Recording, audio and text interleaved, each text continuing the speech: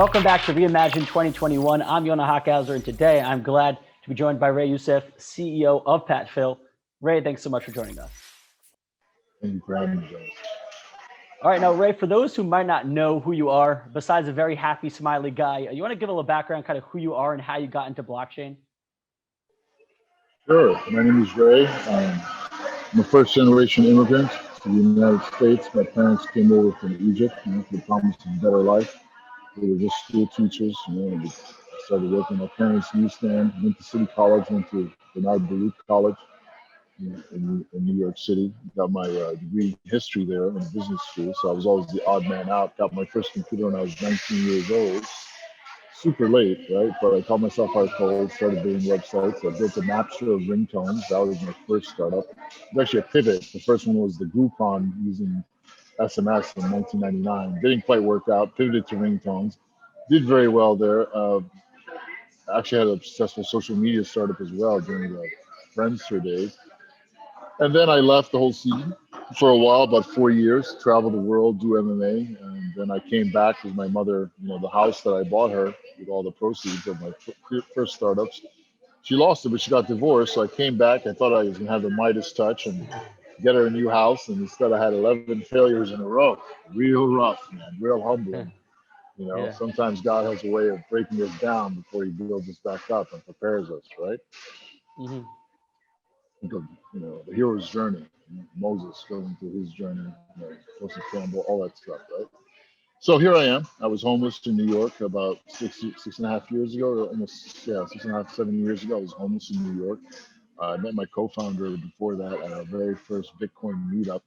And we became friends, quick friends right away. We were the only two tall guys in the whole place. There's not many tall people in crypto except for Winklevoss and me and Artur.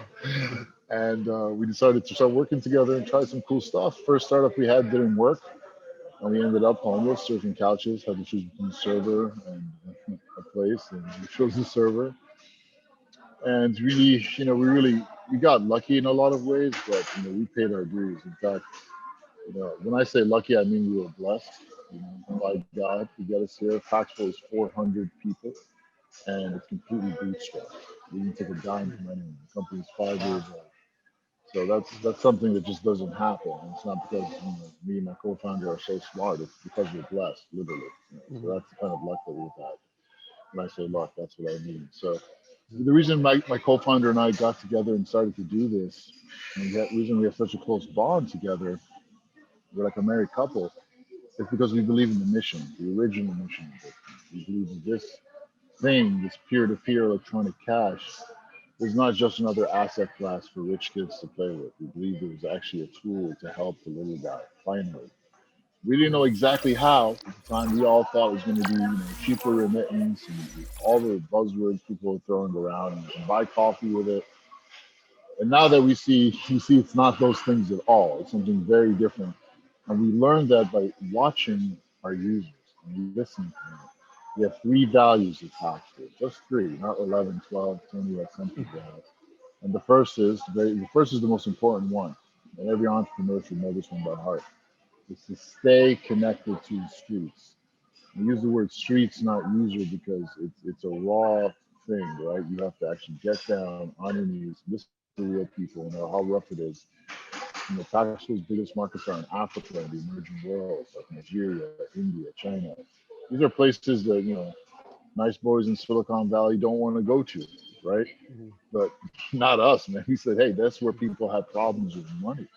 If we're not going to go there, why are we even in this business, right? So we did that. And we were richly rewarded, as hard as it was, as challenging as it was.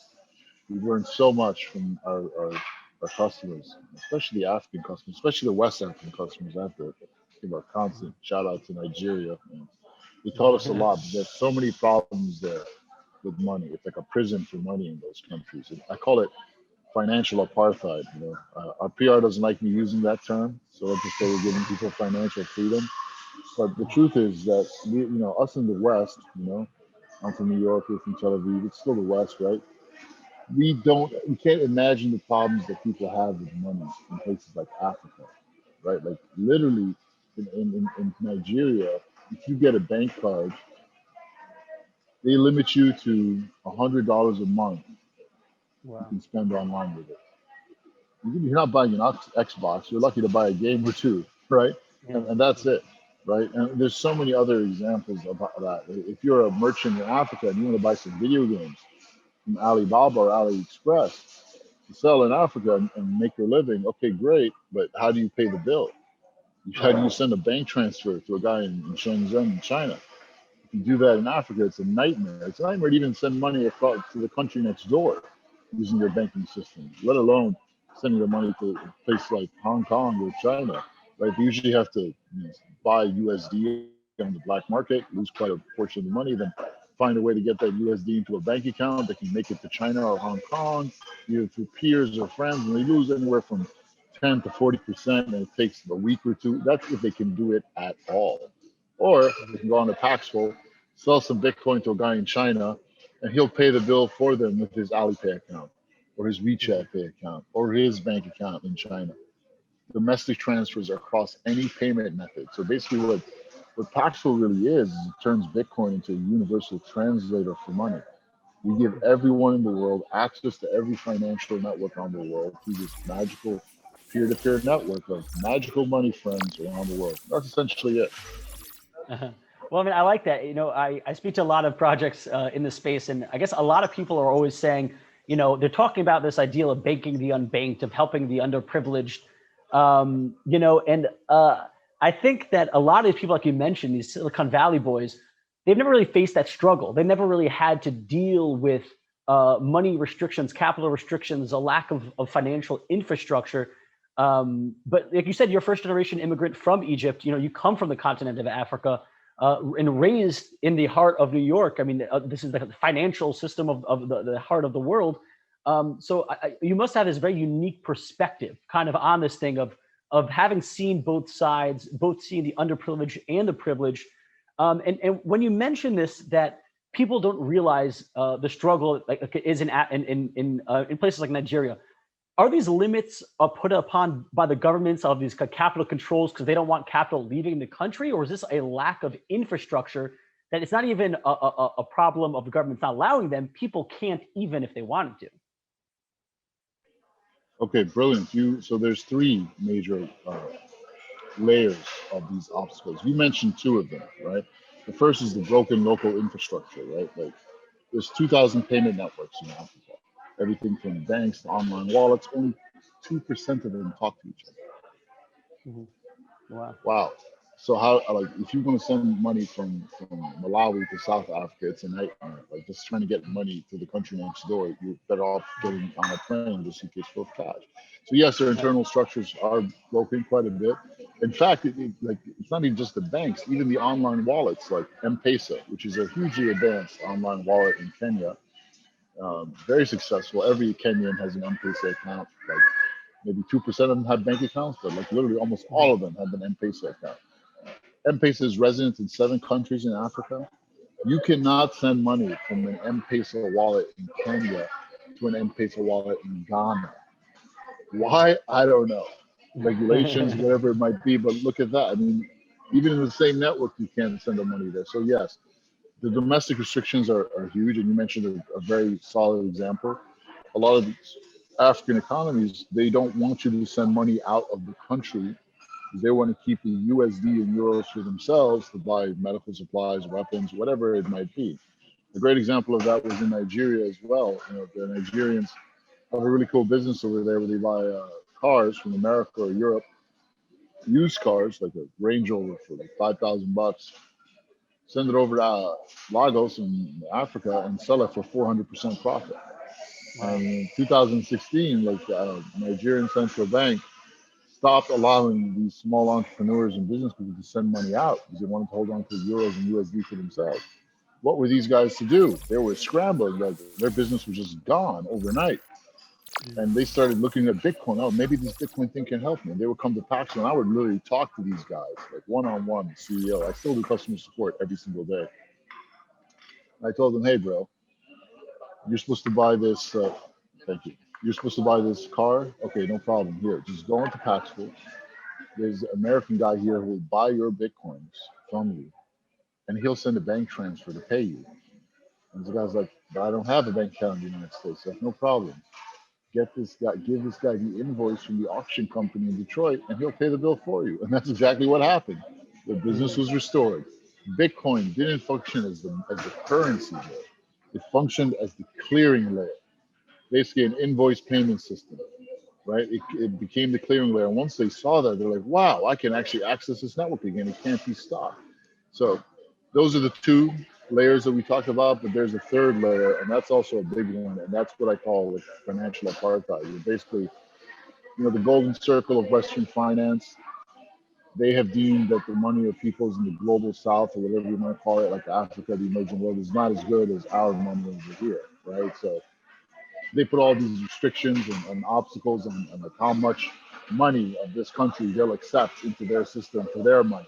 And these are invisible like barriers that you don't see. It's only the people that are on the inside in the Swift system that know, okay, yeah, we can't push any more money through this month to these guys because they're not going to honor it. And that's just the way it's going to be. We don't see that world, but that world exists, right? So these are the three layers that we're cutting through. But the beautiful thing is that with Paxful, with Bitcoin, with peer-to-peer finance, you can cut through all of it and give people a true free market for money transfers. And that is the greatest invention of the last 100 years. It truly is. And so that sounds like such a wonderful thing, but in practice, let's say, for example, you mentioned this guy in Nigeria, he has Bitcoin, and this guy in America is able to pay a bill for him, a supplier, whatever it may be. Is there some sort of, is Paxful acting as an escrow here? What is guaranteeing the safety here that, hey, I'm going to send you the Bitcoin, and what's guaranteeing that that guy's actually going to pay the invoice? Where's the trust list here? Great question.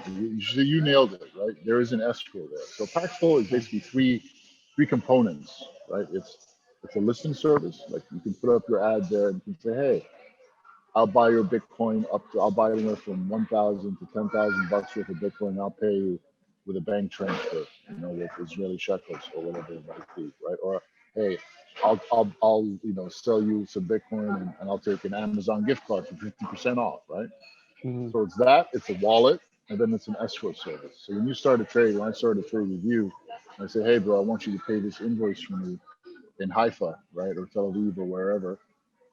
You're going to go first and send the money there. You're going to do so because you're going to see the Bitcoins, my Bitcoins, are in escrow. The moment the trade starts, the Bitcoins leave my wallet on Paxful and go to the escrow. And Paxful guarantees that those Bitcoins are actually there.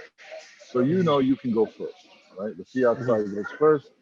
You send the money. I call up the guy. Did you get the money? My bro Jonas here. He's like, yeah, the money just came through. Cool.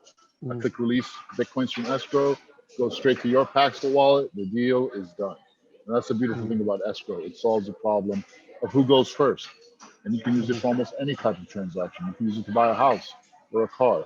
You support over 350 types of payment methods, everything from in-game items to real estate and cars you're moving into. So the space is virtually limitless, and escrow is extremely useful. For sure, 100%. I mean, the escrow gets rid of the big problem once you go off-chain. On-chain, trustless, it's great. The problem with trying to enable off-chain real-world things in the blockchain world in a trusted system, you kind of need an escrow. That's kind of your only solution, unless you have a good Oracle system. Now, I see your eyebrows go there. Maybe you're implementing that as well. I don't know. Are you guys working on that? Maybe. We're working on a lot of things. Yeah, we get so much input from our users. They're always asking for things. So if there's any brilliant Israeli boys or ladies out there that are into product, want to be a VP of product, Paxful has the insatiable appetite for building the greatest products in the world. And every single product that we build has literally 100% success rate. Why? Because it doesn't come from our heads.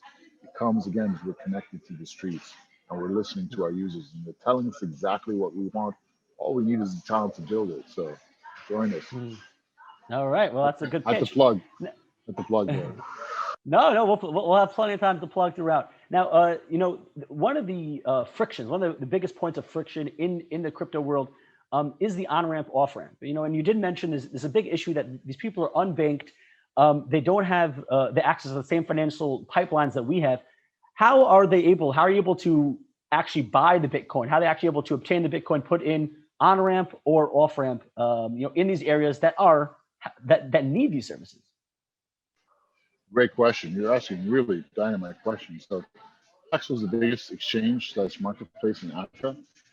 5 years ago, I went to Africa, and I've been there many times, but I went there with a real eye to see, hey, what are the problems that people here have with money? So I was thinking, Paxful is going to help the little guy. If Bitcoin's going to help the little guy, you know, look at how Africa, I mean, they're the little guy, right? They've been just downtrodden and just kept down for over 100 years, more than 100 years, 300, 400 years, 3 waves of slavery, right? So I went there, I saw the problems that they had with money. I was like, wow, Africa's going to lead global cryptocurrency adoption. And I said this 5 years ago. Everyone thought I was crazy. They said Africans aren't going to figure it out. They don't make enough money, blah, blah, blah. Now Africa is actually leading global cryptocurrency adoption. The number of Google searches, sheer number of transactions, everything, really, and the excitement and just fervor of the development community. There's a lot of brilliant young entrepreneurs there.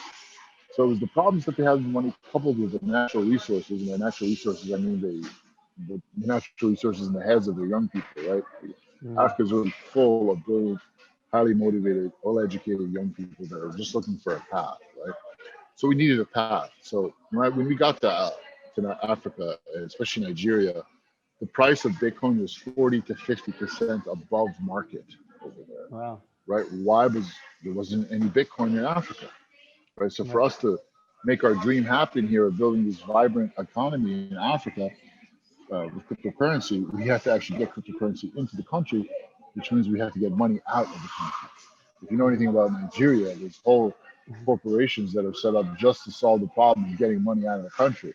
And when I was looking at this problem, I was like, wow, how are we going to get through this? How are we going to solve this? I was looking at cacao beans, one of the main exports in Nigeria. Unfortunately, you need 10 tons of cacao beans is the minimum order to move out there. Kind of expensive. I didn't have the money to do that. Animal skin, stuff like that. And I was like, man, how are we going to do this? Finally, aha moment, right? We had to give the Africans a digital asset that they could import into the country and get in Bitcoins in exchange for it. We had that all along. Paxful is a leading marketplace for gift cards, a vibrant $140 billion a year economy, second-hand economy, right? So we showed the Africans, the Nigerians, how they could get gift card codes, and we connected them with gamers from China that had an insatiable appetite for discounted gift cards, so they could play World of Warcraft and buy all these in-game purchases for peanuts. And also, like a lot of the Chinese, because the gift cards were denominated in USD, they could get around the Great Firewall blockade with those gift cards as well. Yeah. So that corridor, anywhere from 50 to 100 million a week through just that corridor from Nigeria to China. Wow. Right? And because of that, now Bitcoin is market price in Nigeria. There's plenty of Bitcoin going on, and from Nigeria, it's spilt out to the rest of Africa. And that's how we did it. That we had to solve a core foundational problem, and we connected, two groups together, gave them a resource to import and sell. And that's how it is. That's how this game is played, right? It literally is the game of solving core foundational problems on the street. Well, I mean, listen, the question was the easy part. The answer that you guys actually found, the solution to that really tough problem, that's the great solution. Like, who would have thought of that? Who would have thought of, get Africans to sell gift cards to Chinese? I mean, that's really smart. So really great use of finding a market there, a market fit and a market solution that has been there all along, but no one really found the solution for. And that leads me to my next question, because we always hear, I think you go to any decade and you always hear, this is the decade that Africa is the next up and comer. Africa's the future. Everyone knows, I guess in the 80s and 90s, it was Japan was the next big economy. And then recently it's been more China's next big economy. But throughout all that time, Africa has always held so much promise because it has so many people and so much natural resources and so much potential. As a continent, it has always had the potential, but for whatever reason, has not lived up to potential. And I think due to a lack of proper infrastructure. The Democratic Republic of Congo holds 95% of the cobalt supply in the world, I believe. But there's just not enough roads and whatnot to get out. I mean, has historically, Africa's been held back by a lack of infrastructure. But now that we live, back then infrastructure always had to be analog. You needed the roads, you needed the pipes, you needed, now that infrastructure is slowly becoming more digital, then in order to actually get access and opportunity, you no longer need to build the roads, you need to build the internet connections, the satellites. And as we see, Africa has become more and more getting access to the internet through smartphones, through different various solutions. Is this the time now? I mean, clearly you've recognized the potential for Africa. Is this the time now where now finally money and assets have gone digital, that Africa is going to be able to realize its full potential in the coming decade or two? Absolutely, you nailed it again, man. Great, solid question. So, yes. So let's get something out of the way first, and that's just this. Whenever anyone thinks of Africa, they think of three things. They think of poverty, disease, and corruption. And that's the way the media is played up Africa. So let's just get that out of the way. Right? Okay, fine. They ask me, okay, why is Africa so backwards? Why hasn't it achieved its potential? Are the Africans lazy? I'm like, all right, here's the deal. How advanced would the United States be if you couldn't send money from New York to New Jersey? It wouldn't be anywhere. How advanced would Israel be if you couldn't send money from Tel Aviv to Haifa? Like without a free flowing circulatory system, there's no life, right? There's just rigor mortis. You're not moving. The body is simply not functioning at all. And Africa, it's a miracle Africa has even survived up until this point, considering how broken their financial system is. So once you get that digital infrastructure, that financial infrastructure, that circulatory system going, what you see is that people in those local communities, once the blood starts flowing, they just start working. I mean, Africa is full of young people that want to work, and once the money is there, they are just off, man. They are using their hands. They are building things. The pipes will be built. The schools will be built. We just built our 4th school and well in Africa. Wow. We plan to build 100 schools and wells across Africa and the emerging world. We call it our Built with Bitcoin initiative. And we're employing local Africans to do the work. And believe me, they want to work. They are some of the hardest working people I've ever met in my life. Really, and as a first generation immigrant, I've seen a lot of hardworking people. So, as long as we solve this problem of giving them the digital and the financial infrastructure to actually, make the money flow, all the other infrastructure will come out, and that's what's happening right now. We are literally witnessing the beginning of a golden age, and I'm telling everyone, Africa is the next America, in particular Nigeria, because the Nigerians have this amazing hustler culture and this business acumen that is unrivaled. And all we have to do is just take that energy and aim it in the right direction. And here we have Bitcoin, this beautiful shining star on the horizon. And they know how to use it, and it's there. Well, I mean, yeah, I think it's so funny because if you look at, let's say the traditional crypto market, which, I mean, that's a funny thing to say. Let's not say what is even a traditional crypto market? But if we look historically at the crypto market, when is the biggest influx of new users? It's not when there's like new technologies or new use cases. The biggest influx of crypto holders is when speculation, is when the bull runs, prices going up, and then moms and pops FOMO in. And so, I wonder, when the winters come, when the prices go down and Bitcoin's no longer the front page of news, how many of those users are still using Bitcoin? And then you contrast that with Africa, where these people aren't FOMOing in. They're not buying Bitcoin because it's a bull run. They're buying Bitcoin because it's the only way of them doing the thing they need to do. So do you think that the African users, who are actually the new crypto holders in Africa, are in there for the long haul relative and compared to the regular FOMOed trader who's coming in, in the West, who has millions of other options and is hopping in just for the speculation? Wow, great question. You nailed it again. So yeah, absolutely. If you look at the journey of cryptocurrency, it started off in the gray markets like Silk Road and whatnot. It's moved away from that now. And now it's in the speculative phase, right? And everyone thinks, cryptocurrency is just looking at the price, FOMO in, etc. Then retail gets hurt. The same old pattern. Is there something else? Is there something else beyond that? And yes, there is. There's the 5 use cases, right? Besides gray and speculation, 5 use cases of payments, remittance, e-commerce, wealth preservation, what I call social good, building schools and roads. And that's what we specialize in. We have built a true economy there. The African people have actually built it. We've just been there watching and learning. So it's very interesting because during the crash, the big bear market, Paxful volumes were growing steadily. And Africa was getting into the game in a big way. The number of transactions, Paxful does almost 6 figures as the number of transactions a day. That's how many transactions happen. It continues to grow. And the volume is going to continue to grow as well. So you're absolutely right. It's the user in the emerging world in Africa, in India, in South America, Southeast Asia. They are not in it just to speculate. In fact, they have figured out how to use it as a means of exchange rather than as an investment. And I saw this firsthand when we did a campus tour in Africa in 2019. We went to different universities in South Africa and Kenya. A big party in Kenya too, with all the best rappers. It was amazing.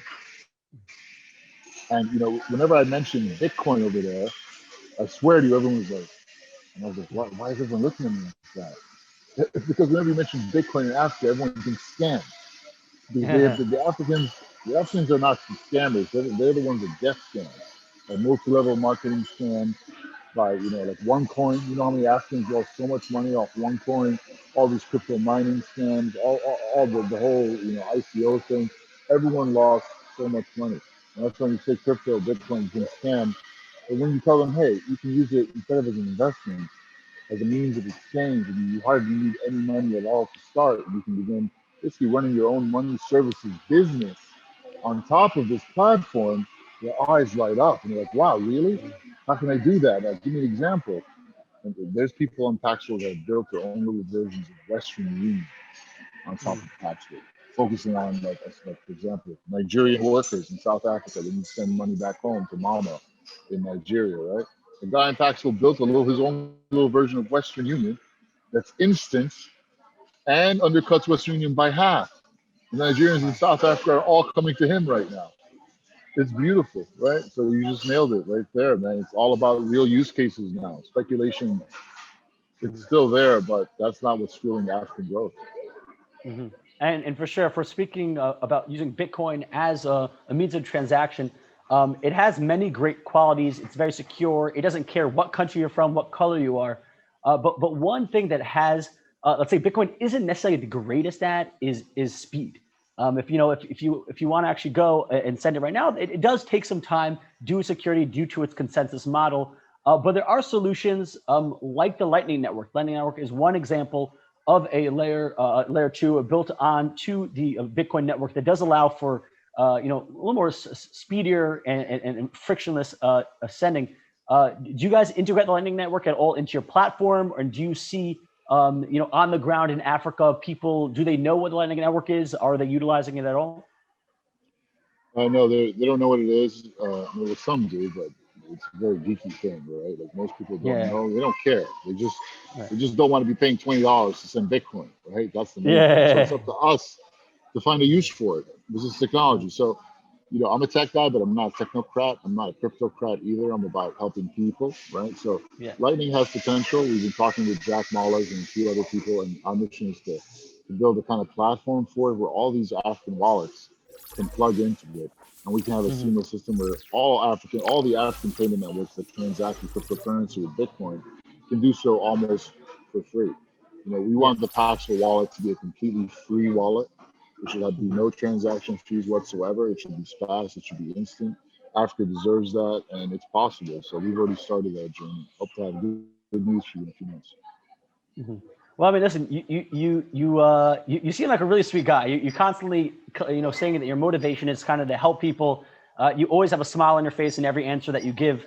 And so one would think that you're someone who always succeeds. But like you mentioned, you went through your own share of failed startups. I think you said it was 11. Quite a handful of failed startups. And someone who's seen so much failure. How much of your current success and your current positive attitude, your great outlook that you have, this optimism, how much of that you attribute to your past failures? And is there anything specific that you learned from your failures that helps drive your successes today? Wow, you're rocking the questions, man. You're just reading This is my job. You're rocking the Bitcoin African network. So I don't know. We each do our own thing. Absolutely. So every startup I've ever had, you will always run into, at the end of the day, you build it, it looks great, it works nice. Oh, how are we going to get money from people? How are we going to bill people? You'll always run into that. And it's like, damn, it's the same old story. Go get a Visa and MasterCard merchant account. And one of these shady operators pull up there, go through all the rigmarole, and like, oh, and that's it. That's literally it. So every single startup I went to is always running into the billing problem. And every single startup that I went through, like, there was a challenge in there and a lesson that I needed to do this. Because you think about, like, my first startup was peer-to-peer. It was ringtones, peer-to-peer ringtones, right? Music sharing. We called it the Napster of ringtones, right? I started a few other peer-to-peer startups as well. But in every single one of them, like, Paxful is peer-to-peer money. It's like Uber and Airbnb and eBay combined, but for money. It's like two layers of complexity more than a PayPal, right? Because there's like two peer-to-peer transactions that can basically transform any form of money to any other form of money anywhere in the world. It's two exponentially, like, more layers of complexity than a PayPal, right? That's and there's the whole dispute infrastructure. Every single payment method that we support has its own idiosyncrasies as well. Taking all of that and being able to juggle it together is extremely complex. And being able to sell the idea as well to people, to explain it to them, there's very few people that can do that. Like, a CEO is supposed to do three things: someone that really understands product, right? And all my startups are products, right? I'm a product guy. I love product. I love UX. I love seeing through the eyes of the user. Failing 11 times teaches you how to see through the eyes of the user, man. You get really good at that. So I needed every single one of those failures to be able to do this. That, and being able to explain things to people, right? To show people, that this is actually useful for your life and see it from their point of view. You have to be very humble to do that, right? Most of these technocrats don't want to get on the floor and talk to people and do that. So every single startup I've had has taught me a lesson that I absolutely need here to be the CEO of Paxful. What we're doing right now is basically, it's peer-to-peer finance, right? It's building a free market for money transfers. It's immensely complex. It's the most complex invention ever. Plus, we have to undo all this negative media, just this swamp that we built around the whole scene by re-educating people. I've had an educational startup as well. So I'm literally having to leverage every single one of the lessons that I've learned and my entire knowledge base to be able to put this thing together. It's really, like I said, you don't have to believe in God, but let me tell you, you should believe in miracles. Because miracles are the way things ought to be. There's no other way to make this happen. Mm-hmm. For sure. I mean, and so far you've mostly spoke about utilizing and leveraging the Bitcoin network to allow some more financial freedom, some more liquid capital movement to people who live in these places that don't have that built-in infrastructure. But that's kind of I would say those are pretty, necessary, the most necessary services, but also the most basic financial services one could have. Like you mentioned, remittances, store value, transactions, all those are the most necessary, but also the most basic. What are your thoughts on also the ability for that next level of financial services, mostly DeFi, these more complex financial services? Is DeFi have a hold in Africa right now? And do you, what are your thoughts on DeFi in general? Because so far you seem to be mostly talking about Bitcoin. Great question. Yeah, I wrote an article about DeFi, called it, DeFi. I think it's called the Wolf of Wall Street on steroids, right? So, for people who don't know what DeFi actually is, it's basically the next. Bitcoin is a layer of just value transfer, perhaps store of value. DeFi is basically recreating all of the value of a Wall Street, of these brokerage houses, in a decentralized manner, right? And it's an amazing thing. Everything from automated market making, that's how Wall Street has been making its bread and butter. The underwriting process, they managed to automate that and streamline that. Amazing.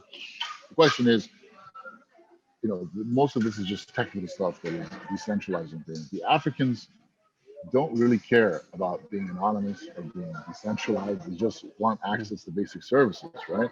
And one of those basic services that they want is access to capital, right? Like, for example, in Africa, if you need $200 to buy a sewing machine to start your sewing company, you know how much you pay in a month in interest right now in Africa and say Rwanda for that $200 loan?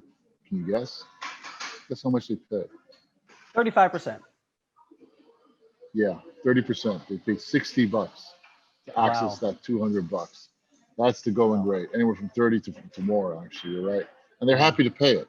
Because with that little capital, they can start to do something amazing. Now, look at, so as an entrepreneur, right, you've got these people with this problem over here, the access to capital and they're willing to pay for it because there's not much capital there, who can connect them with. You've got some boys in, say, the UK, you can access a 0% interest loan right now with £20,000, right? So imagine if you could somehow say to that guy in the UK, hey, with this £20,000, like if you told them, hey, you can get 2% APY, you're like, really? That's great. Imagine say you get 30% a month. They'd be like, imagine you cut it by half and say, or 1/3, you say you get 10% a month. They'd be like, really? So how do you connect? How do you build a credit and lending system that can connect those two people together, right? And DeFi would have to be a necessary component and a bridge in order to do that for a lot of reasons, right? Because there's uncertain regulation in both of those places. So you need a kind of um, a bridge or a nexus point to do that. And DeFi is the perfect thing to do that, right? So you connect these money lenders in the West with these lenders of last resorts, of the last mile lender in Africa, and they would be able to collect and to take the money and collect it from the people and put it back into the system as crypto, and then it would go back to the West, and then you could basically get all this money from the West and infuse it into Africa. That would be amazing. We are also trying to build that now as well. So yes, that's how we think. We don't just build for technology's sake. Like DeFi is hot. I have a lot of friends in DeFi. I'm friends with Stanley from Aave, which I think is one of the few real projects in DeFi. I think almost all of it is a scam, except for a few really solid projects like that. There'll be more coming soon too. But I would caution people before investing in these tokens and airdrops. Keep 95% of your money in Bitcoin, right? I think that's wise. If you want to dabble in other things, just dabble, but don't go whole hog there. But yes, DeFi definitely has a place in the grand scheme of things. I just gave you an example, and it's an example where its strengths are actually useful. It's not speculative. All right. Well, once again, on the ball, and I like how your answers are all down to earth, in the sense that they're not esoteric, they're not conceptual. You're saying this is the real world problem, it's the real world solution. That's how we know you're a product guy. You mentioned that a couple of times. Yeah, that's definitely a product way of thinking. I want to switch gears for a moment. While I was researching you for this interview, I saw on Twitter you actually commented on a post by Hodlnaut, who he was tweeting out. I think it was today, or was it 2 days ago? He was tweeting out the story about how he's pretty much being sued by Craig Wright, and this kind of I mean, listen, there's like crypto Twitter beef, and then there's like real world, and I think that this is kind of spilled over into the real world.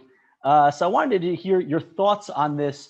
One, do you care? Does it matter? And do you care who Satoshi is? Does it really matter who started Bitcoin? And two, what are your thoughts on this whole debacle? Yeah, I don't care who Satoshi is at all. It might be a group of people. It might be the government. Who cares?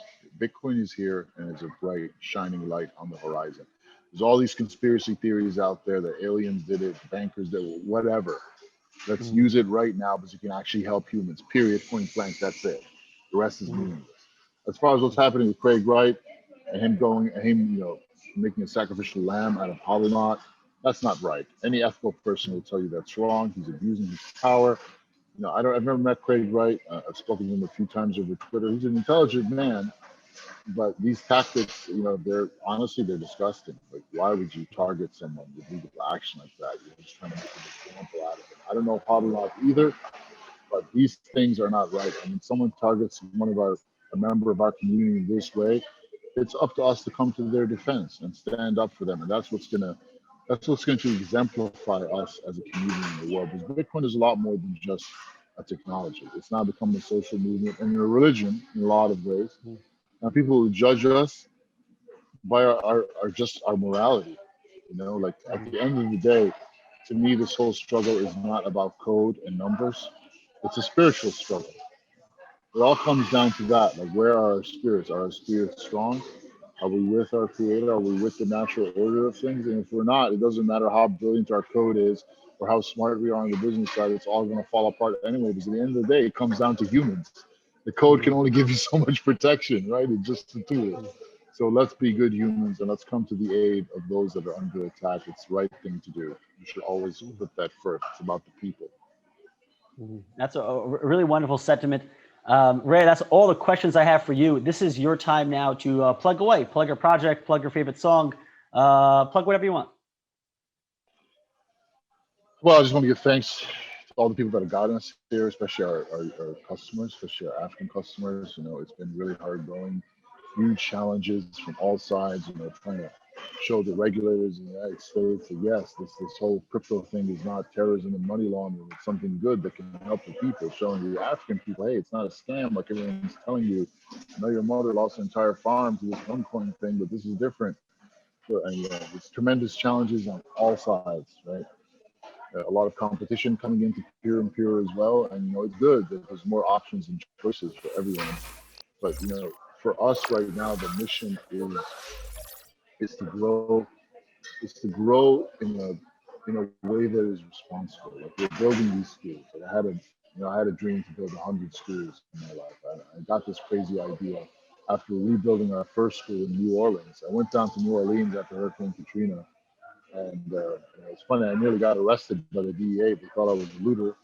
They didn't shoot me, thank God. And then I found these 3 Dominican nuns, and I helped rebuild the first school in the city with them. And because of that, the whole city came back to life. And I saw the power of something like that. And that's why I decided I want to build schools. Once we had enough money to do that, I was like, hey, 2017, instead of buying a Lambo, I built a school, a campus for 400 children in Rwanda with my own money. That was a startup built through Bitcoin. And now it's like we built a well there that's completely self-sustainable. And this is a part of a greater overall plan. I won't get into it right now, but the point is we have a chance right now to make a massive geopolitical change in the world.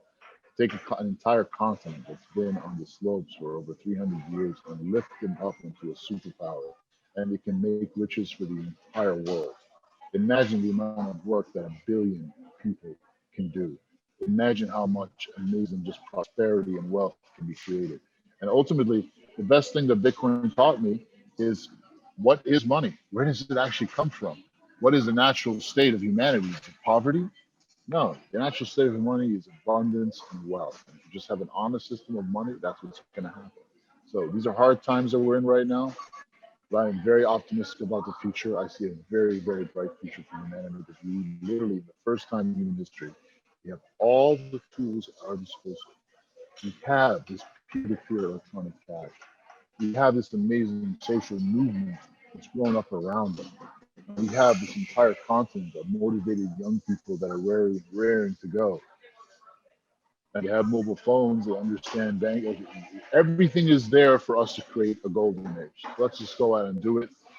Join us at Paxful. We're looking for the best and brightest people. I know there's a lot of, we have a lot of listeners in Israel, and we have some amazing people in Israel already.